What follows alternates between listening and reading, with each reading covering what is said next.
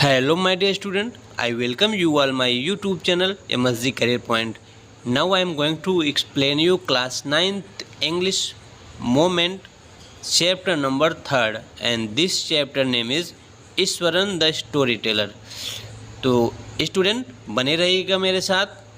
आज हम chapter 3 Eswaran the story teller कहानी को एक्सप्लेन करेंगे और इस कहानी से जुड़े हुए जितने भी क्वेश्चन हैं उसका आंसर आज हम यहाँ पर देखने वाले हैं। तो चलिए स्टार्ट करते हैं आज की अपनी क्लास। देखिए first of all Eswaran the story teller means Eswaran नाम का एक व्यक्ति है इस चैप्टर में जो कि स्टोरी टेलर है, मीन्स कहानियाँ बहुत सुनाता है। वो अपने मालिक को कहानियाँ बना बना के बहुत सुनाता है, चाहे वो हॉरिबल हो, भूत वाली कहानी हो, कुछ भी कहानी बनाने में बहुत माहिर है।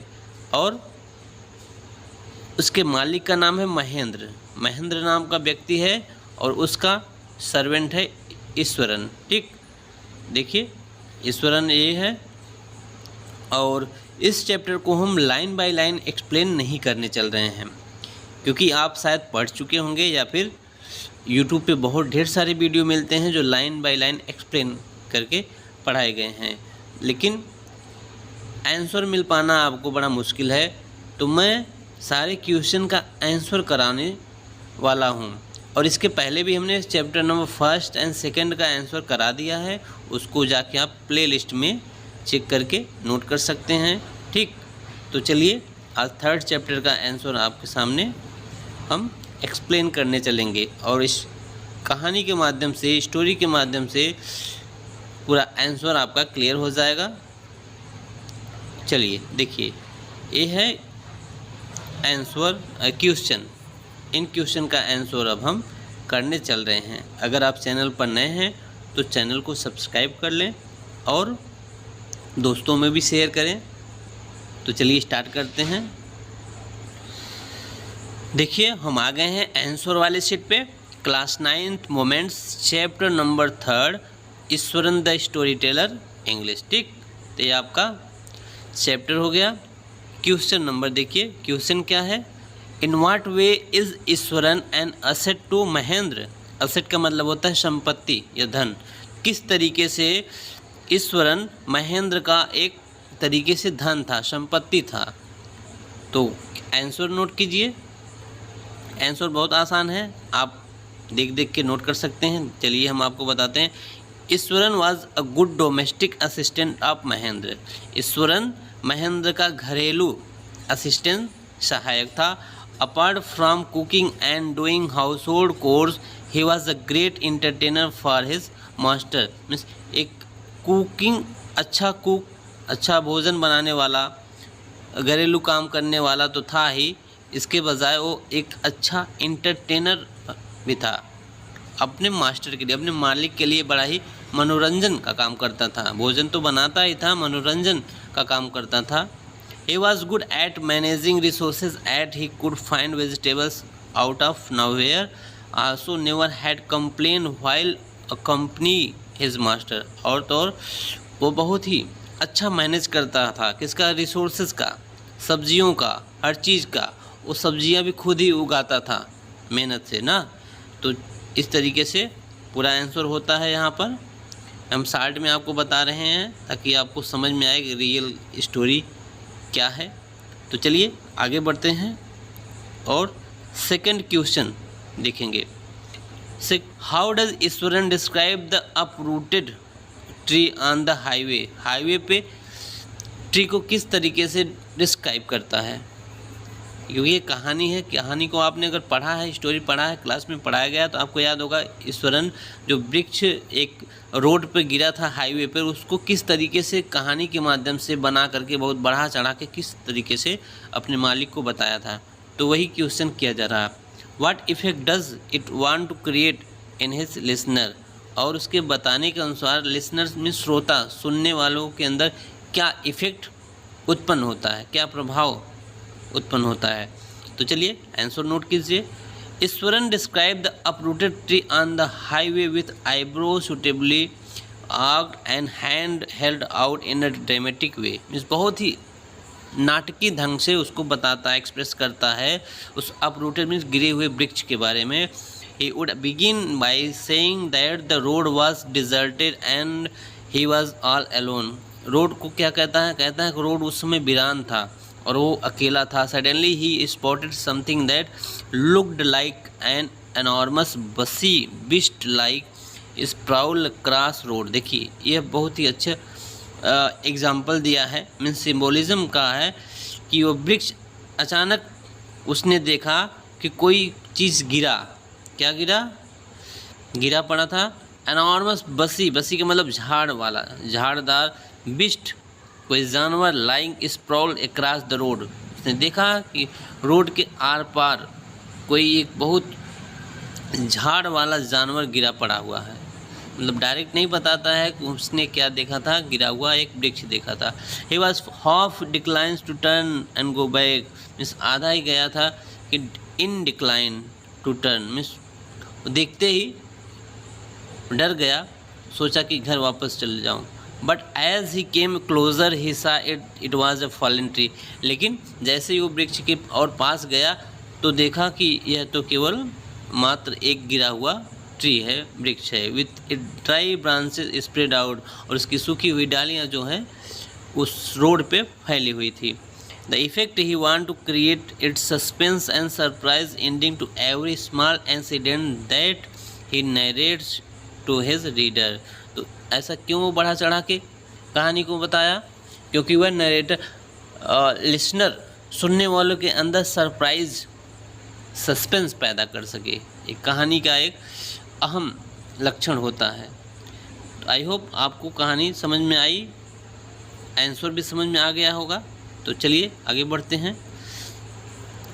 देखिए क्वेश्चन नंबर 3। आंसर थोड़ा लॉन्ग लगेगा आपको, लेकिन जो भी है पूरा फैक्ट है और पूरा का पूरा आंसर हमने टाइप किया है ताकि आपको कुछ कहीं से भी कुछ ऐड नहीं करना पड़े। और इसमें से अगर आप थोड़ा भी कुछ कम भी लिखते हैं तो भी चल जाएगा।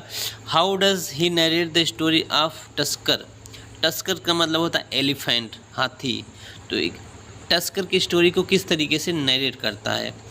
Does it appear to be plausible? क्या यह संभव होता है? जो ईश्वरन ने कहा हाथी के बारे में जो कहानियाँ बताई, क्या यह संभव था? तो इसकी कहानी देखें, आंसर नोट कीजिए।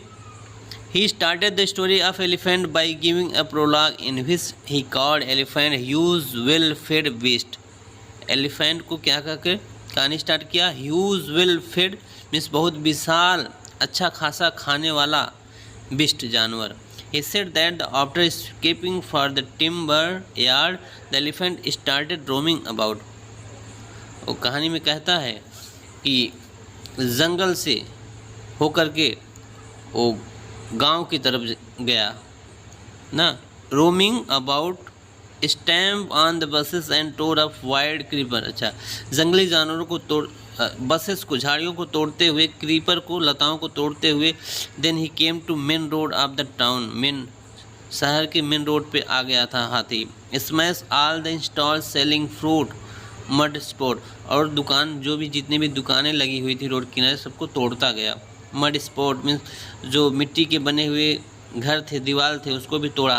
एंड क्लॉथ, कपड़ों को भी नोचा।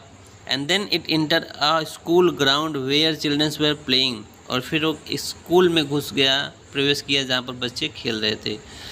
तो आई होप आपको समझ में आ रहा है। चलिए बाकी आप रीड करके अच्छे से आंसर टाइप कर लेंगे। जो कहानी में दिया है पूरी बात हमने यहाँ पर राइट किया है, ठीक। एक भी वर्ड आपको छूटेगा नहीं। तो चलिए आप भी रीड कर सकते हैं, टाइम की बचत होगी और आंसर को शार्ट में कम समय में आप टैकल कर पाएंगे। 4th नंबर देखते हैं, ठीक। तो 3rd वाला आंसर आप यहाँ से नोट कर लेंगे। देखिए वीडियो को पॉज करके पूरा, या फिर रोक करके स्क्रीनशॉट ले भी सकते हैं। 4th number, why does the author say that Iswaran seem to more than make up for the absence of a TV in Mahendra living quarter.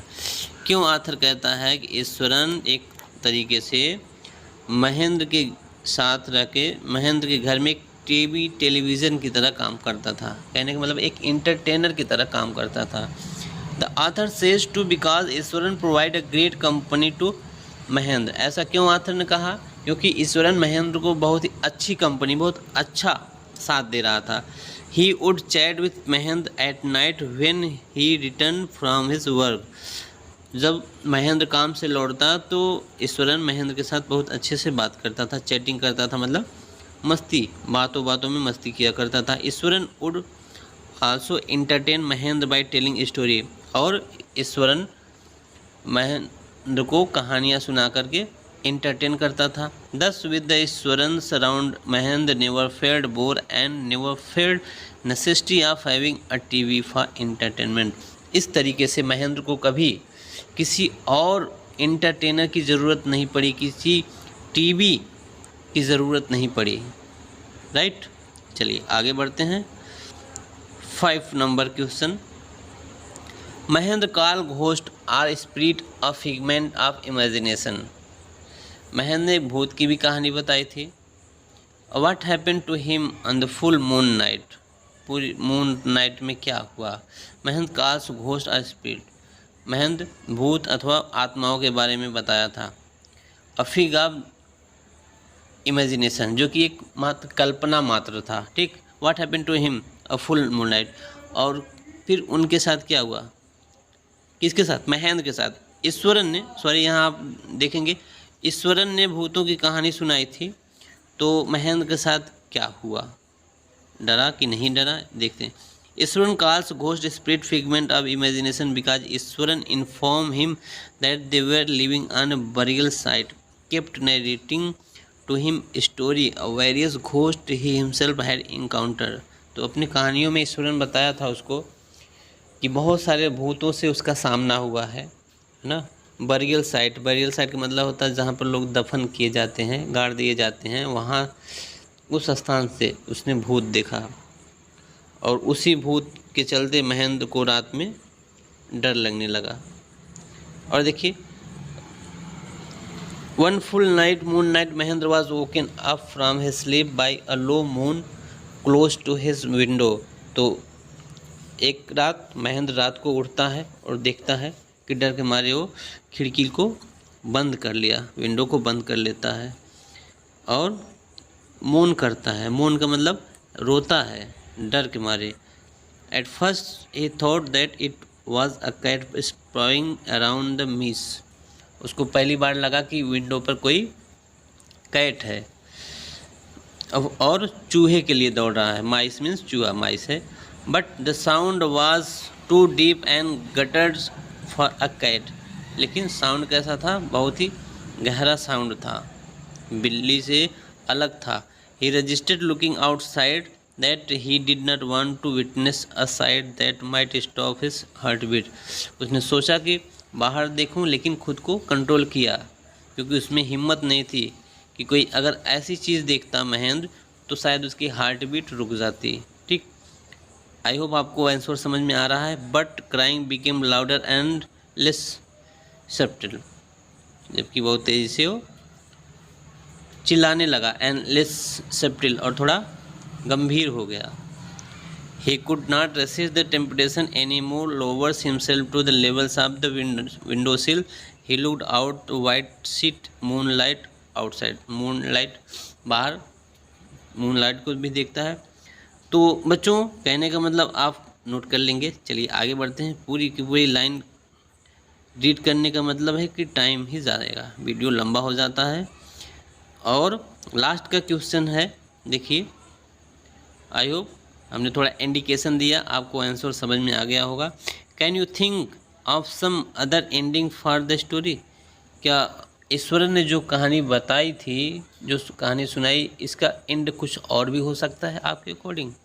The story have ended.